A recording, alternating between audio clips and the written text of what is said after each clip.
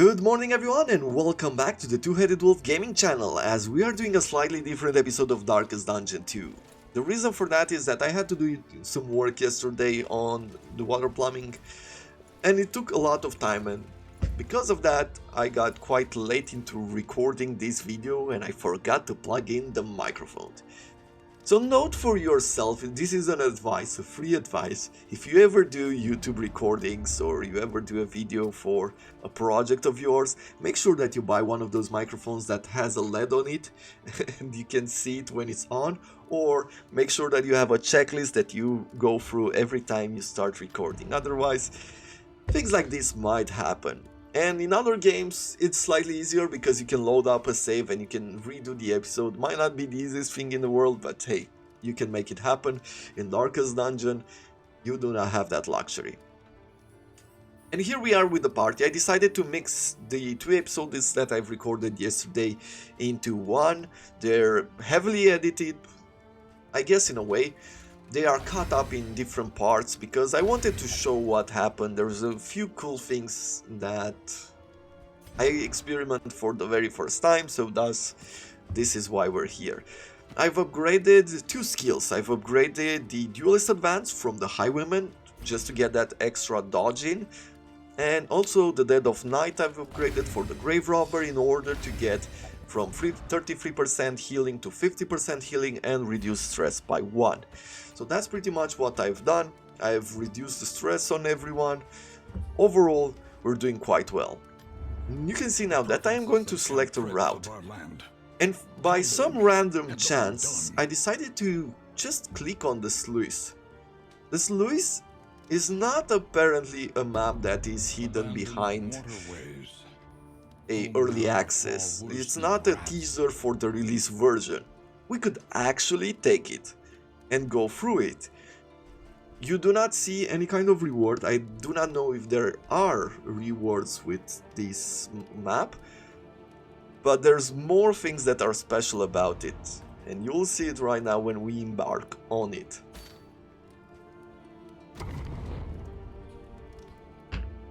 Good coffee. Love the days when I make good coffee. And here we are on the map, and it looks absolutely great. I do love the graphics of this game. I feel like they're doing a really good job in developing and keeping somehow the image together with Darkest Dungeon 1. You can see that the sluice, we have no vision on the map. There are events happening, there are branching paths. I mean, the mechanics are still the same, but you do not see exactly what's coming up. You cannot plan your journey. It seems like the map is also shorter than other maps. That's how it felt to me. And you also get a branching path here and there. I feel like there are some hidden scout mechanics. Basically, you get a chance to scout ahead, and when you reach a pathway, they show you if you want to pick a battle or something else. But you don't really see it enough to plan out in advance. And before this battle, like, I'm looking through the relationships and I'm feeling, okay, these two can make a bond, the Plague Doctor and the Grave Robber, and we clicked on them and we went inseparable, which is really good for a first battle. And there we go, we have these swines, the Swine Skulker. This is the first things I've said, that they remind me of the Ratman within the Warhammer fantasy universe. Don't they? Like, if these are not Ratman, I do not know what they are. I'm feeling like that's the inspiration that they went for. And this guy in the back with the javelins, I have a battle later on. I don't think I'm showing it just because it's quite a repeat of this one. But he can be really tough. Like, he got the crit in with a 24 damage in one of our characters, and that is really not fun. At this point, I'm just trying to see what they do. They have this skitter ability where they went stealth and they also increase their damage by 50%. It's an interesting ability. They have, I feel like they have everything that you would expect from this kind of small daggery creatures within the Darkest Dungeon universe, and maybe not only the Darkest Dungeon universe, as I said.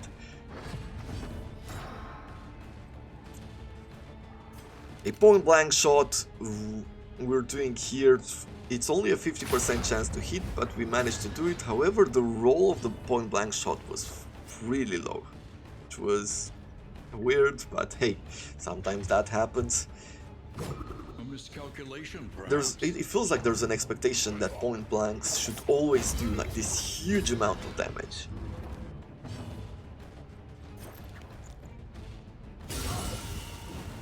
A slow dissection. And as you can see, everything is going our way. For the very first experience of a battle within the sluice, it seems like things are not gonna go that roughly for us. Of course, that is just the illusion of the first battles and the first challenges. There will be more coming up, and there will be tougher. But at least we got one mastery point out of this battle, and that is good. So let us move on to the next point, where it's actually a bigger battle. So here we are on battle number 2, when we are fighting a brute. This guy seems like a high damage dealer, but nothing too special, at least not at this level, I feel. And I decide to go for the Swine Skulker first in order to remove some of the damage that it might cause to us, so that's what we're focusing on right now. Before the battle, into one of our earlier decisions, I actually got another relationship to be formed, another bond between, if I remember correctly, it's hopeful between the Man-at-Arms and the Highwayman. Steady yourself. As you can see, those attacks from the Brute cause not only damage, but they cause stress as well. 1 point of stress for each of his attacks, which is an interesting thing to fight. I wonder how it would be at a higher level of difficulty, maybe towards the 3rd or the 4th territory. And here I'm just trying to stack up damage right now. That's the only thing I am thinking of, stack up damage. We get another smash here, which gives us 1 more point in stress. A bit unfortunate, but what can you do? I am going to do a bolster as soon as I have the chance to.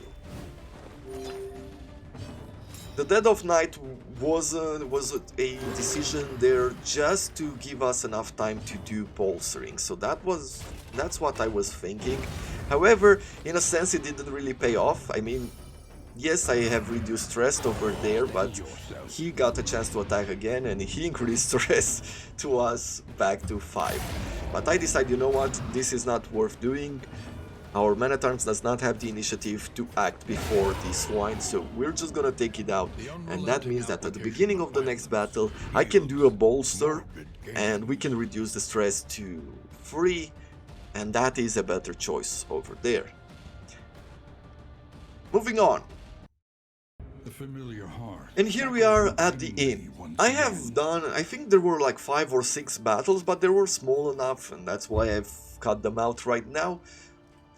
That territory feels very short. I don't know if the idea behind it is to make it feel short or what. As far as traits, we didn't receive anything special except for Martyr, which reduces stress when you reach Death's Door, and also Zoophobia, which gives stress when fighting animals.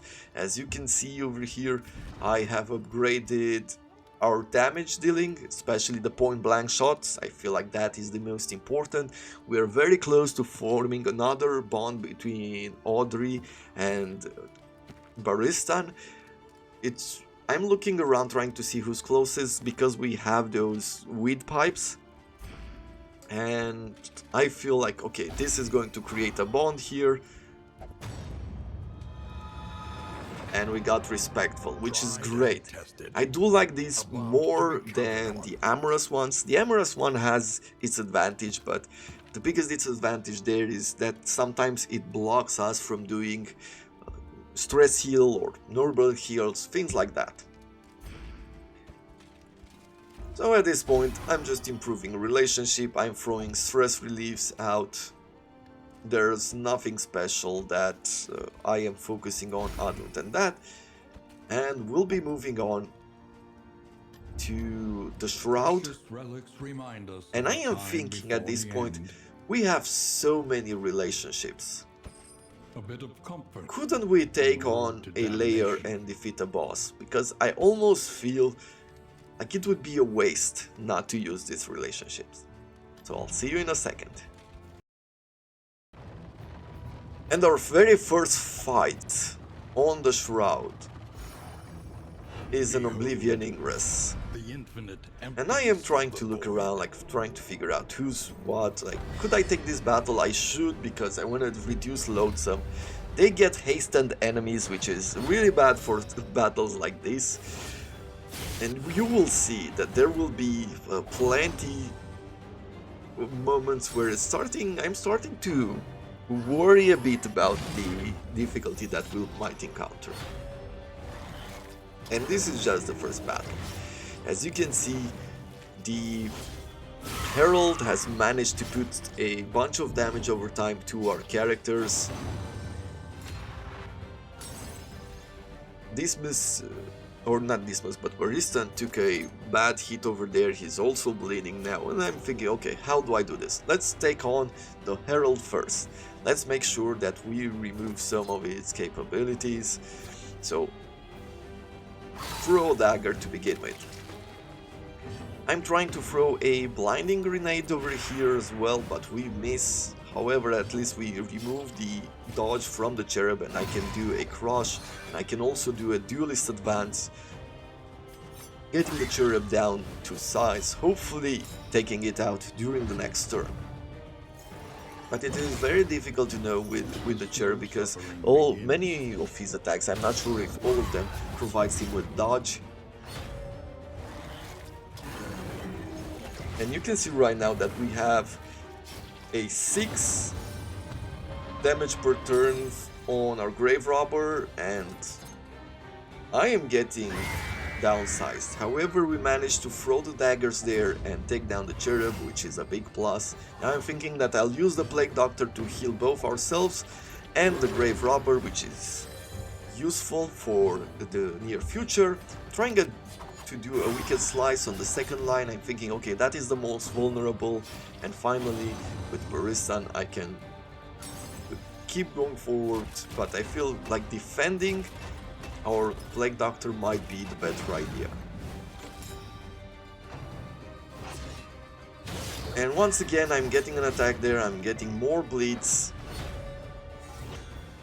I have a 7 bleed on the Man-at-Arms right now, which is starting to look bad, and he is going to get even further with damage over time. We are taking 11 damage now on the Man-at-Arms. That point-blank shot was absolutely amazing, went through his dodge and brought it to death's door.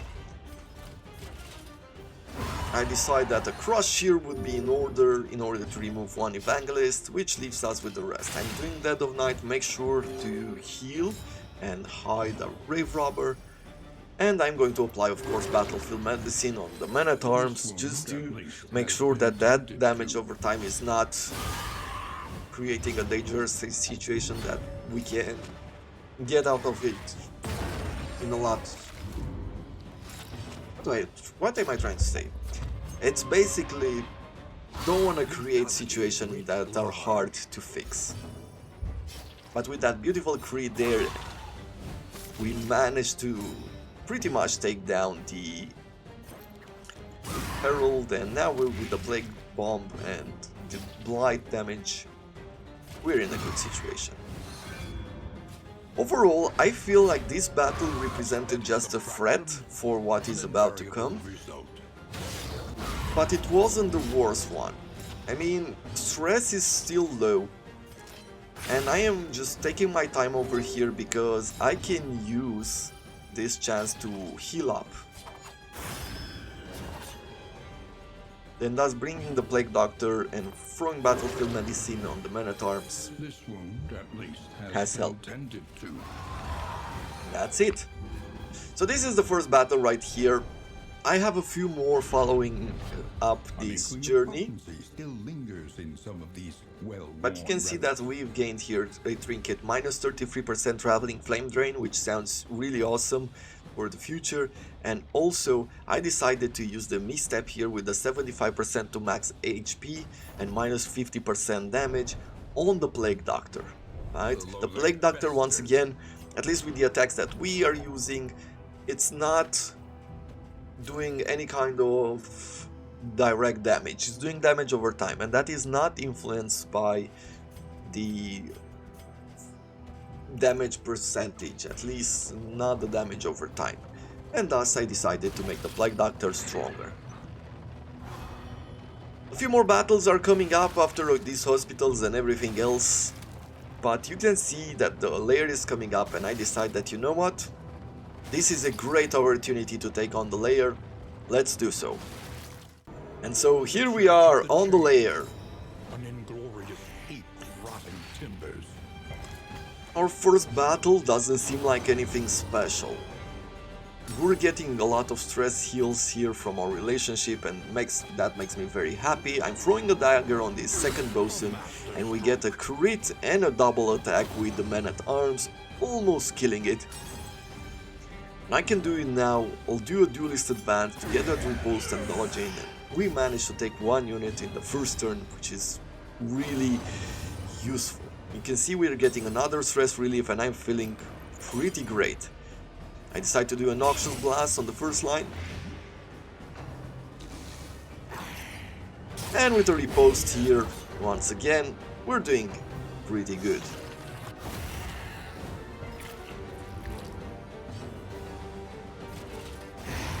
And with that, we've taken out the first line with the crush from the men-at-arms, leaving us only two more crewmates to take out.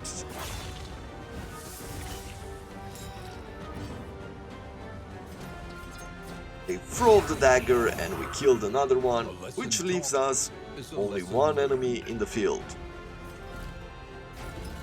Can't do a whole lot right now.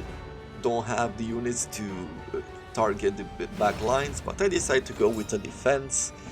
I put it on the Grave Robber. In hindsight, probably would have been better to put it on the Plague Doctor, but it doesn't really matter. I go for a blind there, trying to make it miss, and we managed to do so. Got the riposte in. His health is really low, so I am thinking that pretty soon here we'll be done with this first battle in the layer. And that is always good. If you get a lot of damage in the layer, getting to the end boss might be a pain. So as I go with advance now, we get Impervious Enemy, which gives them 50% resistance to stun. But the big problem is that the big fish over here, the Docker, is Ordained.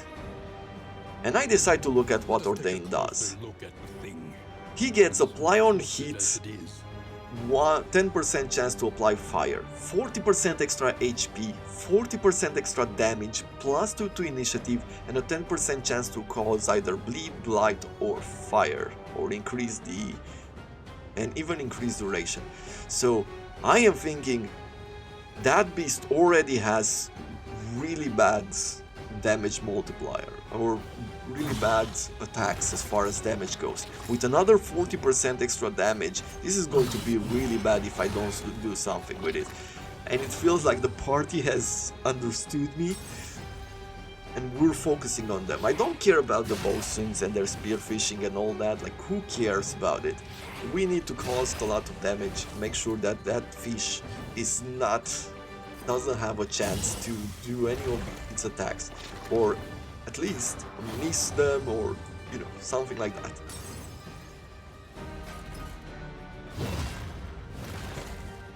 I tried Rampart there, trying to push it back. You can see here that with the blindness and the dodge he missed, and that made me really happy.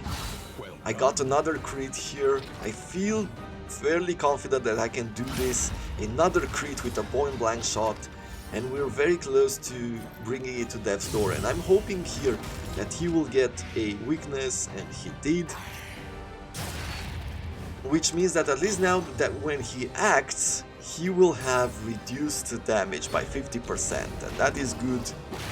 But with the defense that we had on our Highwayman and the weakness, he only caused 7 damage, and I was breathing relieved that everything was going to be fine. Now these crewmates, these boatswains, I do not care about. They are easy pickings. It's just going to offer us a bit of time to breathe, recover, and prepare for the next battle. Right? I'm still doing good, I'm still feeling very confident, so I can take on the Kraken, no problem.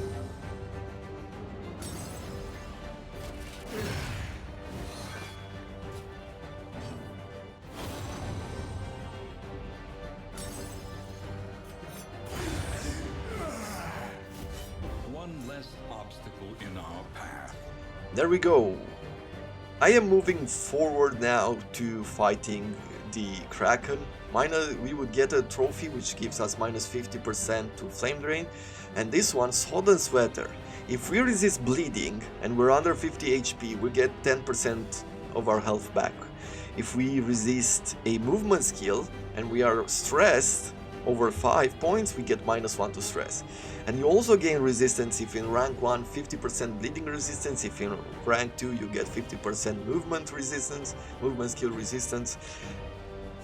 I find that to be quite an interesting trinket.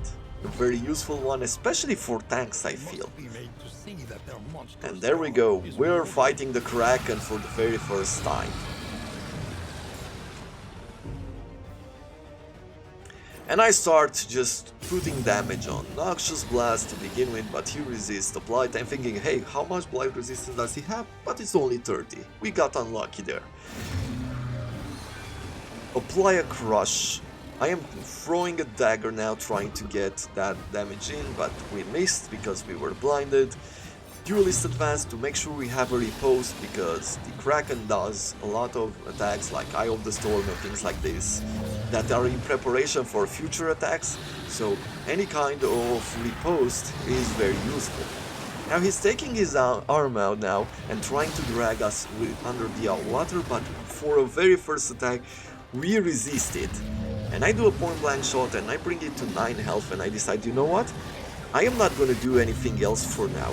I want to leave the hand at a very low health, because I will want to make it easy for me to kill it whenever we are getting dragged under. So mostly applying attacks and applying damage to the Kraken. That's what I'm doing right now.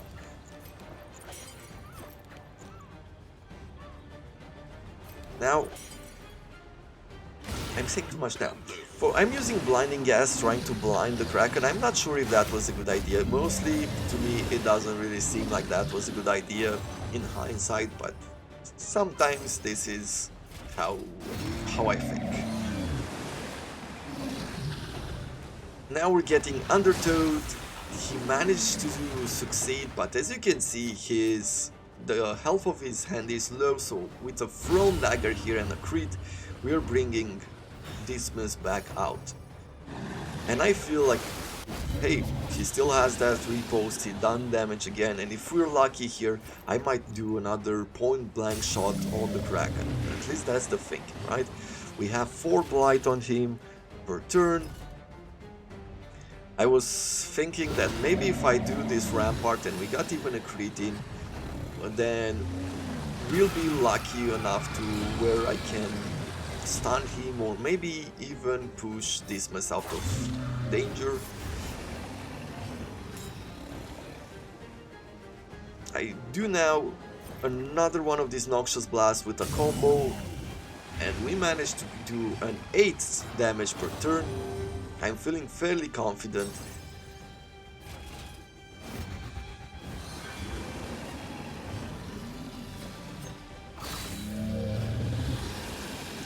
Everything goes according to plan. Well, almost. So now with Deep Rising, he's bringing out his sand again.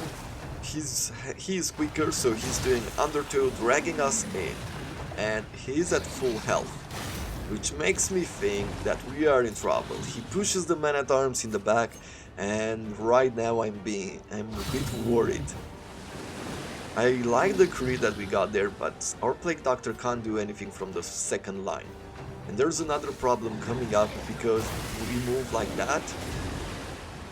The Grave Robber can't do a lot from that line either.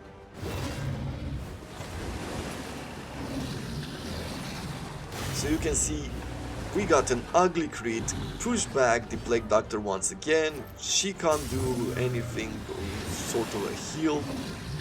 That is unfortunate. So I'm starting to get worried here. But with the Blight that we have right now, we brought Dismas back, however, he's at 4 health because of it. A Tidal Surge, getting some damage. Dismas is at 1 HP, so we're not at Death's Door, which makes me super happy right now. I feel like we have a chance to fix this. Our stress is going really high, and I'm thinking, you know what? Let's continue with the damage. Let's continue with that. We got another crit in from our Grave Robber, our most amazing character. We've reached Death's Door, thus weakening us. I'm gonna do a bolster here, just make sure that we reduce some of our stress. I can't heal Dismas, unfortunately, but I remember now that I have an adrenaline tonic. I don't care about the stress, what we care about is health, and I do another point blank shot, and we've almost taken out the Kraken. So now he's bringing his arm out again. He's acting first, dragging us underneath the water one more time, and I say, you know what, this is not going well, this can turn out really badly, but I'm just gonna focus on damage dealing on the Kraken directly. The point of it is to kill it. The arm will of course die on its own, we don't have to worry about it. And there we go. We have just defeated the Kraken for the very first time, and I'm super happy. Our party is in a decent situation. Of course they've gained enough stress, I mean they fought a great boss. I'm gonna give the sweater to Dismas. I feel like with the bleed resistance that he has and all that, it will be okay. We just got Algal Bloom as a disease, meaning that at the start of the turn there's a 5% chance that we receive either 2 damage or we get that debuff where if you move around you will cause 1 bleeding or you'll take 1 bleeding damage. So that's about it. I am going to take you to the end of the map actually. What I'm doing here is I'm going forward, we have a few hospitals coming up, I heal the diseases, I get less stress and I get more health, and we have a few battles coming up as well, where it feels more like an opportunity to heal our party, and you will see how we are at the situation that we are at when we reach Oblivion's Rampart. Before that, let's take a look at the Hero Shrine. I decided to go with Dismas with his final chapter. Shackled. The lifeless bodies of a woman and child, horribly mutilated by errant gunfire, stared spectrally through the remnants of the coach door. Arrested by the ghoulish sight, he felt the cold chains of remorse tighten around his heart. Guilt was a pursuer he could never outrun, a prison he would never escape. So this is pretty much the story of the Highwayman, right? He escaped the prison, he went forward and became a mercenary and he took on different contracts, but the contract that we took last time, shooting at the coach, it was actually unfortunately a woman, child, and he feels guilt. I feel like the story in the first game is that he even goes, it's like a death wish, that's why he's going for the Darkest Dungeon. And here we have a skill, an amazing skill, Double Tap, deals 30 damage when target HP is under 30% and ignores 10% of Death's Torch resistance. And Double Cross is a melee skill with damage from 2 to 4 with a crit of 5. It makes you protect yourself and also applies vulnerable on the target that you are shooting at. These final two skills, I find that they are quite impressive. I decide to remove pistol shot and go for the double tap there. It's good damage. Pistol shot does 3 to 6, double tap does 4 to 8, so it's definitely an improvement in a way. The only disadvantage is that we cannot heal the final line. And you can see that on Oblivion's Rampart, I am fighting these a Cardinal, an Altar, and an Evangelist, and look at us. Our health is almost full, our stress is very low. I've got a crit there and thus reducing our stress even further, so that was... I'm feeling confident, let's just call it this way, and I'm thinking, you know what? What I should do is focus on the Evangelist and focus on the Altar. Those are the lessons from last time, right? They do this kind of healing on the Cardinal, and there's no point in focusing on him if you have not taken out the enemies around. That blindness paid off. Now the Altar is applying the resentment, giving 25% chance to do crit when we attack them. They're getting a few buffs, but there's nothing here that I'd be really worried about, at least not yet.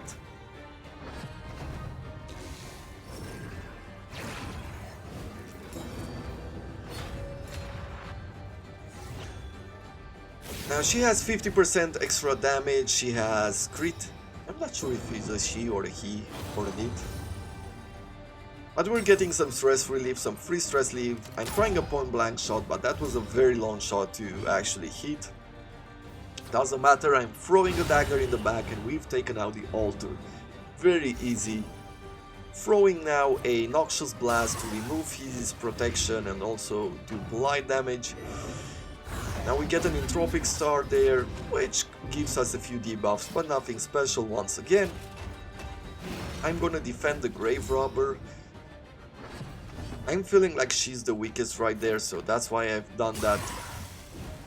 Continue to apply blights. Hollow Vessel is giving us a lot of stress, so I'm starting to look around and figure out, this might not necessarily be the best choice. Let's do a Duelist Advance, make sure we get that riposte and that dodge, it's very useful to take it down. I am going to apply Poison Darts, thus bringing our blight damage to 6. You can see that the Evangelist did worship, and thus healing the Cardinal, and also got a crit on the Man-at-Arms. He's starting to take a bit too much damage, but at least we can apply a bolster on the Plague Doctor. And with a point blank shot here, we're bringing the Evangelist to Death's Door, and with a combo from the Man-at-Arms, took down the Evangelist. And right now I am thinking like, what is the best plan to go forward? I'm thinking, okay, Thrown Dagger, try to get the crit in, but didn't manage to do so. Then I am going to be healing our Man-at-Arms, however Amorous is stopping us.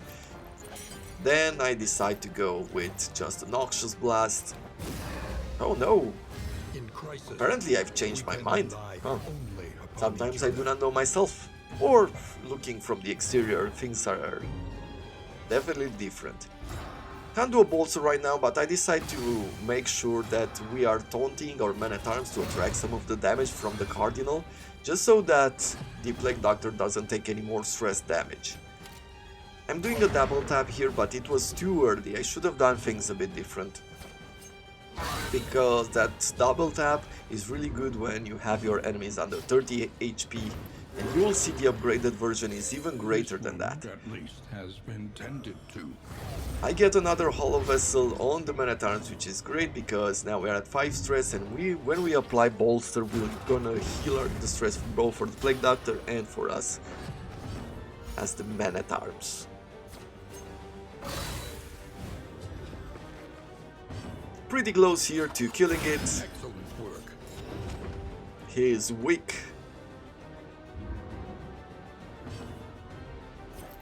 And that's the battle. As you can see, things have been going really well for us in this map. I am going to bring you to the next one, and you'll see what's going to happen. So here you are on our last map. We formed another bond between our Plague Doctor and our Highwayman. They're amorous, which is not necessarily great, especially because the Plague Doctor has heals. And we are fighting two enemies that are Ordained, the Goat and also the Butcher.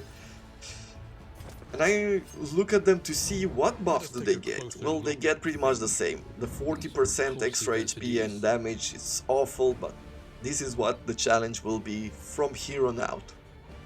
As far as upgraded skills, I try to go and upgrade anything that would be considered damage dealing.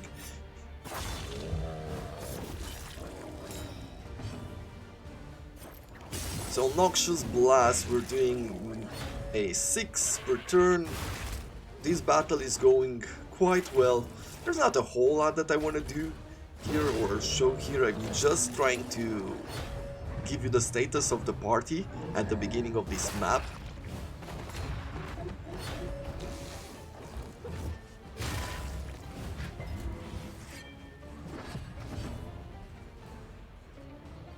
I'm thinking the Butcher will die either way, so let's start focusing on the God. And we got a beautiful crit there. And with a point blank shot, we just killed it. Anything that could increase our confidence during this map happened. And that's why yesterday somehow I was feeling empowered. I felt like this is going to be really easy from here on out. This is really cool as a run. It's working much better than I thought it would be. And it is worth showing off.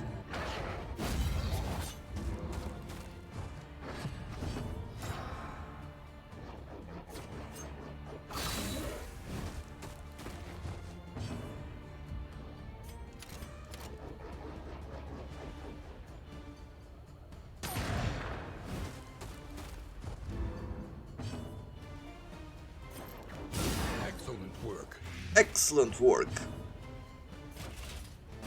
And there it is. We brought it at death's door. He's weak, he has a blight on, and he dies. And that was the first battle. The past is gone. Let it and we got this beautiful trinket here, which is a Highwayman trinket. Gain on hit. If we're using ranged skills and we hit, there's a 25% chance that we'll get 1 stress. But our melee skills will produce 15% extra crit chance, and open vein skills plus 33% to bleeding dealt.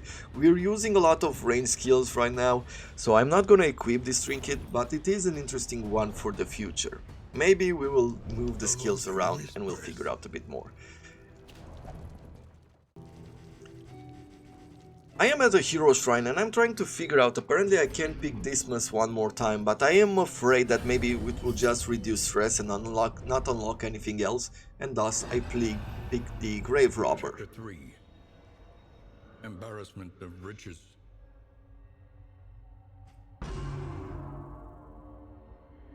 Years of decadence and financial mismanagement had left the estate in staggering debt.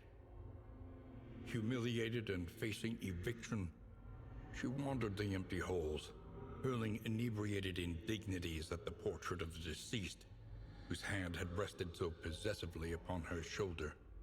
A gleam of gold on that painted paw reminded her that his rings were unaccounted for, and must have been buried with him.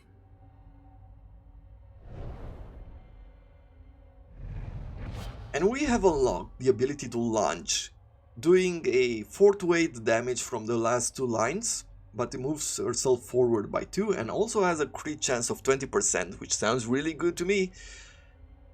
And I'm starting to think that probably one of our future parties will be a mix between Dismas, between our Highwayman, between the Grave Robber and the Jester. And we can have them move around and jump around a lot. I'm not sure which character will be the 4th one. I am guessing that the Runaway could have the abilities. She has some skills that makes her move around. And I am thinking that Maybe our next party will be that one. A weird one, a very weird one, but we will see how it works. Empty of hope. Overall, that's all the battles that I wanted to show until this one. So this is the last one, the Oblivion's Rampart, before we get to the inn. And you can see that our party, look at the health of our party. Look at the stress that we have there. That is nothing. Closer inspection. The unfortunate thing is that the enemies right here are ordained, so I'm thinking, okay, a lot of health, a lot of damage. Let's first of all focus on the altar as we do per usual, and I'm thinking that I should also start planning out how do we kill the altar before it gets sacrificed by this enemy. Because when it's sacrificed, at least in the first run, right in denial, it gets 9 health per turn, but there is a possibility that he will receive even more from now on.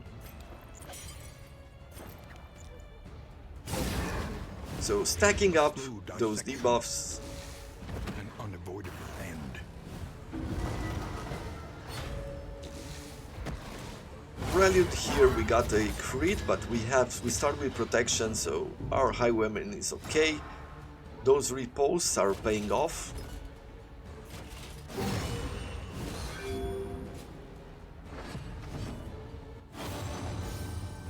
And as you can see, the relationships are really helping us keep stress low, keep everything nice and rounded up to be really strong. I'll be honest, this is not a battle that we lose. And I am looking forward on the very first run right now. What we are going to be doing is we're gonna go for the Darkest Mountain. If we win in this first run, that would be amazing. I'm not expecting it, at least we'll see what the boss does. But we might just win. There's a hope somewhere in there with all the relationship that we have and everything else. There's a hope there. So you can see, I am getting a lot of scares. I'm using Adrenal Tonic because I'm thinking, you know what, I'm not gonna lose a character here. And I have played very risky in the past as well. And I don't need to do it one more time. We'll throw dagger here with the combo that we have. We apply that crit. Definitely need to find some trinkets for the Grave Robber where she can get extra damage from those range skills. I mean, we already do a lot. It's well balanced out as a skill, but I would like to do even more.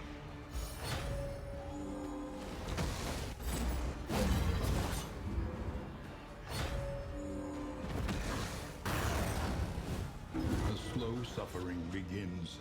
The slow suffering begins.